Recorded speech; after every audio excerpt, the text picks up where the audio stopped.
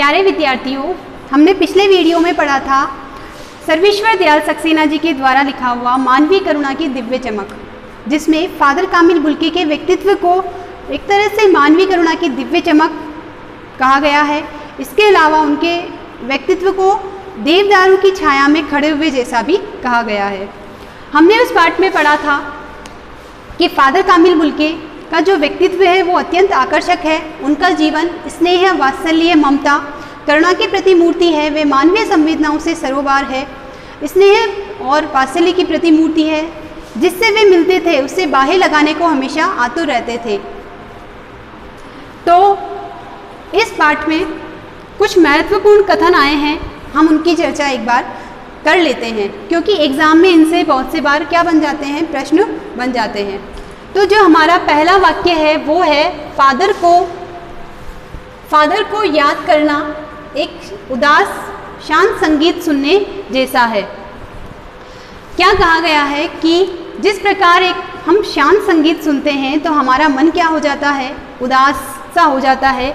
उसी प्रकार फादर कामिल बुल्के की मृत्यु के बाद जब उन्हें लेखक याद करता है या उनकी स्मृतियों में खो जाता है तो उसका मन भी क्या हो जाता है, उदास हो जाता है। तो लेखक ने ये कहा है कि फादर को याद करना एक तरह से उदास शांत संगीत सुनने जैसा है, कि ऐसे करुणापूर्ण व्यक्तित्व को, अपनत्वपूर्ण व्यवहार अपनाने वाले व्यक्तित्व को जब याद करेंगे तो मन भी क्या हो जाएगा, उदास हो जाएगा।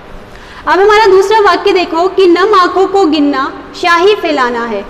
ये लेखक ने कब कहा, जब फादर कामिल बुल्के की क्या हो जाती है, मृत्यु हो जाती है और जब उनका अंतिम संस्कार कर रहे होते हैं तब लेखक ने ये कहा कि उनकी मृत्यु या उनके अंतिम संस्कार के समय कोई एक दो व्यक्ति या उनके परिवार वाले ही नहीं बल्कि अनेक व्यक्ति थे, जैसे कि मसीही समुदाय के लोग थे, जैनेन्द्र कुमार साहित्यकार थे, निर्मला जैन थे, विजेंद्र स्नातक थे, उनके अभिन्न मित्र रघुवंश, उनके बेटे, ये सब उनकी मृत्यु के समय थे। तो नम आंखों को, और वे सब क्या कर रहे थे, वे सब रो रहे थे। तो उनकी आंखें कैसी थी, नम थी। तो उनकी मृत्यु के समय इतने व्यक्ति थे कि उन्हें गिनना या उनके बारे में लिखना क्या करना है, शाही को फैलाना है, यानी शाही को व्यर्थ करना है। तो इस वाक्य का यह अर्थ हुआ कि उनकी मृत्यु के समय रोने वालों की कोई कमी नहीं थी या उनकी संख्या अधिक थी, इसलिए लेखक ने ऐसा कहा है। अब तीसरा वाक्य देखो कि जिसकी स्मृति ... किसी यज्ञ की पवित्र आग की आँच की तरह आजीवन बनी रहेगी। ये वाक्य है कि जिसकी स्मृति हमारे मन में, जिनके वे सबसे निकट थे, किसी यज्ञ की पवित्र आग की आँच की तरह आजीवन बनी रहेगी। यानी फादर कामिल बुल्के की याद कैसी रहेगी, आजीवन, हमेशा बनी रहेगी। अब देखो, यज्ञ की आग की आँच कैसी होती है, पवित्र होती है। उसी प्रकार फादर कामिल बुल्के का व्यक्तित्व कैसा है, पवित्र है। उनका जीवन क्या है, पवित्र है। दूसरों से हमेशा उन्होंने करुणापूर्ण व्यवहार किया है, अपनत्व भरा व्यवहार किया है, आत्मीय संबंध बनाया है, सभी से उन्होंने मधुर संबंध अपनाया है। तो सबके लिए उनकी याद, जिनके वे सबसे निकट थे, हमेशा एक तरह से यज्ञ की पवित्र, जैसे यज्ञ की आग की आँच पवित्र होती है, उसी प्रकार उनकी स्मृति भी पवित्र और आजीवन रहेगी, यानी हमेशा बनी रहेगी। अगला देखो, चौथा वाक्य, फादर बुल्के संकल्प से सन्यासी थे, कभी कभी लगता है मन से सन्यासी नहीं थे। पहली लाइन देखो, संकल्प से सन्यासी थे, यानी उन्होंने संकल्प ले लिया था किस चीज का, कि मैं सन्यासी हूँ, मैं सन्यास ले रहा हूँ। ये समझ में आ गई। अब लेकिन आगे कहते हैं कि कभी कभी लगता है कि वे मन से सन्यासी नहीं थे। पारंपरिक तौर पर हम देखें कि सन्यासी क्या होता है कि घर परिवार छोड़ देता है, सिर्फ ईश्वर की भक्ति में ही रमा रहता है। लेकिन जो फादर कामिल बुल्के थे वो एक बार जिससे संबंध बना लेते थे उसे हमेशा निभाते थे, उसे तोड़ते नहीं थे।